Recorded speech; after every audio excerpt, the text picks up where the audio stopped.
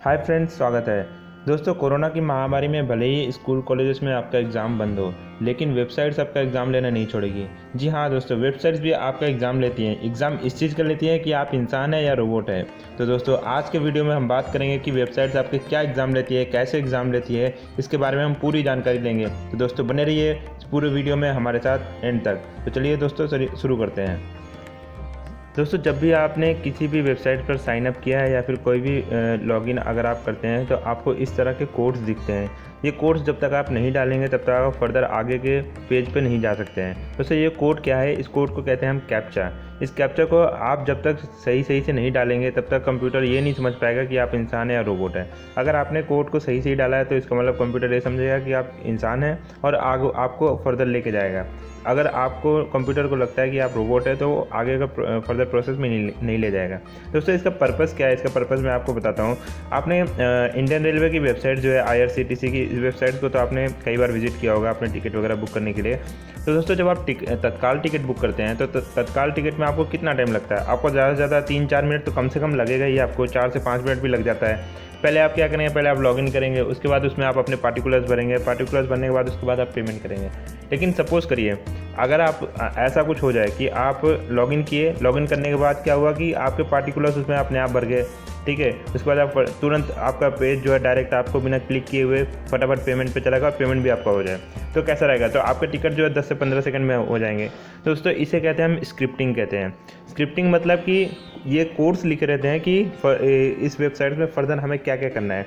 तो scripting code जब हम डाल देते हैं तो वेबसाइट अपने उसी स्क्रिप्टिंग लैंग्वेज के हिसाब से काम करने लगती है। तो सपोज़ करिए स्क्रिप्टिंग कोड में डाला गया है कि भाई लॉगिन आईडी है, पासवर्ड है, भाई तेरे को लॉगिन करना है, ये पार्टिकुलर्स तेरे को भरने हैं। उसके बाद फिर पेमेंट ऑप्शन में जाना है, उसके बाद यहाँ से पेमेंट कर देना है। मैं OTP तुरंत बताऊंगा तो OTP सबमिट कर देना और टिकट मेरा आ जाएगा। तो इससे 10 से 15 सेकंड में आपका टिकट हो जाता है। तो इस स्क्रिप्टिंग से बचने के लिए दोस्तों इस कैप्चा का प्रयोग किया गया है। दोस्तों, कैप्चा क्या है कि अगर आपने स्क्रिप्टिंग डाला है, अगर आपने स्क्रिप्टिंग किया है तो आप जैसे ही लॉगिन आईडी और पासवर्ड डालेंगे उसके बाद आप कैप्चा नहीं डाल पाएंगे। क्योंकि कैप्चा जो है, कैप्चा आप जब तक उसको देखेंगे नहीं, जब तक उसको समझेंगे नहीं, तब तक आप मैनुअली उसको नहीं डाल सकते हैं। इसीलिए दोस्तों कैप्चा बनाया गया है। तो ये है पर्पज़ आपका कैप्चा बनाने का। दोस्तों, कैप्चा तो ये शॉर्ट फॉर्म है। इसका फुल फॉर्म अगर देखा जाए तो इसका फुल फॉर्म है completely automated public Turing test to tell computer and apart humans. ये दोस्तों इसका फुल फॉर्म है। और ये कैप्चा जो बनाया गया ये 2003 में बनाया गया।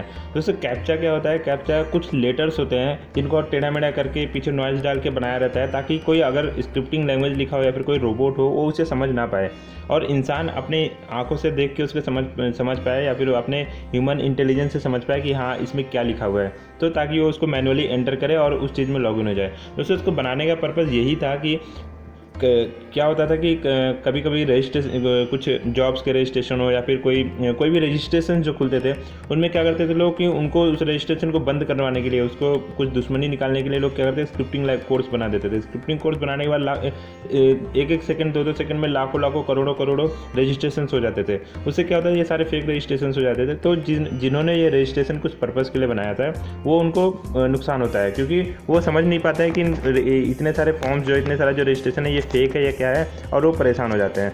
तो दोस्तों, इसीलिए ये सारी चीज़ें, इन सब चीज़ों को रोकने के लिए फिर मेल से कितने सारे मेल आईडीज़ बन जाते हैं, फेक मेल आईडीज़। तो इतने मेल आईडीज़ भर के क्या करेंगे? ये आपके सर्वर को एकदम जैम कर देंगे, सर्वर को आपको एकदम बंद कर देंगे। उससे क्या होगा? आपका नुकसान काफ़ी हो जाएगा। तो दोस्तों, यही पर्पज़ है कि आपका कैप्चा बनाने का। तो 2003 में इन्होंने बनाया कि पहले इन्होंने लेटर्स बनाए, लेटर्स और नंबर रहते थे, थोड़े टेढ़े मेढ़े करके नॉइज़ करके बनाया था इन्होंने। तो ये इन्होंने बनाया ताकि इंसान अपनी आंखों से समझ पाए कि हाँ ये क्या लिखा हुआ है और उसे फिर एंटर करके फर्दर आगे जा पाए। तो उससे क्या होगा? उससे आपको टाइम भी ज़्यादा लगेगा और आप एक फेयर रजिस्ट्रेशन कर पाएंगे। उसके बाद दोस्तों, इस कैप्चा को मॉडिफाई किया गया है क्योंकि लोगों को लगा कि ये फालतू के नंबर्स और आपके अल्फ़ाबेट्स के ये जो कॉम्बिनेशंस है ये दिखा रहे हैं, ये इसको दिखाने से अच्छा कुछ मीनिंगफुल कुछ वर्ड्स दिखाते हैं ताकि लोगों को पता भी चले। तो उन्होंने एक नया चीज़ बनाया है, इसको उन्होंने कन्वर्ट करके मॉडिफाई करके बनाया इन्होंने रीकैप्चा। दोस्तों, रीकैप्चा में क्या है कि इन्होंने क्या किया, इन्होंने नंबर्स और वर्ड्स के जो कॉम्बिनेशन थे उसको हटा के इन्होंने एकदम पूरा वर्ड्स, एक मीनिंगफुल वर्ड्स डालना शुरू कर दिए। अब आप दोस्तों आपको लग रहा होगा कि यार वर्ड्स तो कंप्यूटर पढ़ लेगा, तो दोस्तों एक और टेक्नोलॉजी है जिसका नाम है OCR, ऑप्टिकल कैरेक्टर रिकॉग्निशन बोलते हैं। इसमें ये क्या है कि आप जब भी कोई चीज़ आप कंप्यूटर को दिखाएंगे तो वो उसे पढ़ लेगा, उसे पढ़ के वो बता देगा भाई ये चीज़ लिखा हुआ है। तो इन्होंने दिमाग लगाया, इन्होंने क्या किया कि जितने सारे डिक्शनरीज से, जितने सारे वर्ड्स से इन्होंने कंप्यूटर को दिखाना शुरू किए, उन्होंने उसको स्कैन किया, स्कैन करके उसको रीड आउट करवाया। तो कुछ कुछ वर्ड्स से जो कंप्यूटर रीड आउट नहीं कर पा रहे थे, तो उन वर्ड्स को उठा के उन्होंने कैप्चा में डाल दिया। तो इस हिसाब से, इस तरह से इन्होंने क्या किया, इन्होंने कैप्चा को मॉडिफाई करके रीकैप्चा बनाया और उसको फिर उन्होंने कैप्चा में डाल दिया ताकि कंप्यूटर उसको पढ़ ना पाए। तो उसके बाद जब आप कैप्चा डालेंगे तो अगर कोई स्क्रिप्टिंग लैंग्वेज भी होता है तो उसे पढ़ नहीं पाएगा, और उसे फिर उन्होंने थोड़ा टेढ़ा-मेढ़ा भी बना दिया ताकि अगर थोड़ी सी भी अगर कोई कहीं पे भी कमी भी रह जाए तो फिर भी कंप्यूटर उसको ना पढ़ पाए। तो उस तरह से इन्होंने कुछ मीनिंगफुल वर्ड्स डाल के इन्होंने रीकैप्चा का इन्वेंशन किया। दोस्तों उसके बाद गूगल 2009 में गूगल ने क्या किया, जो रीकैप्चा जो कंपनी थी उसको ख़रीद लिया। ख़रीदने के बाद इन्होंने इसको मॉडिफाई किया। इन्होंने बोला यार ये जो लेटर्स वर्ड्स हैं इन्होंने लिखने में लोगों को टाइम ज़्यादा जाता है और ये टाइम से लोग इरिटेट भी होते हैं, तो लोग वेबसाइट्स को विजिट नहीं करेंगे। तो इसलिए इन्होंने क्या किया, इन्होंने एक नया चीज़ बनाया, इसे कहते हैं नो कैप्चा।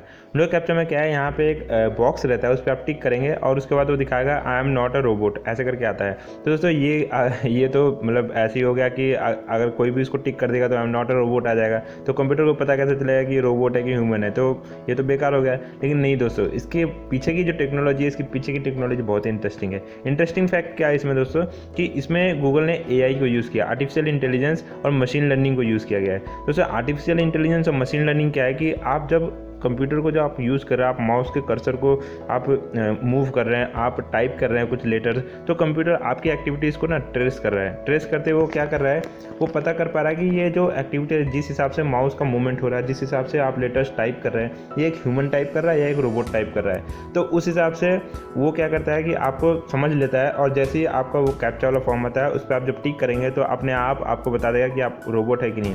सपोज करिए कि कंप्यूटर ने रीड किया और उसको समझ में आया कि आप रोबोट है, तो वो क्या करेगा, उसके बाद फिर आपको इमेजेस दिखाएगा।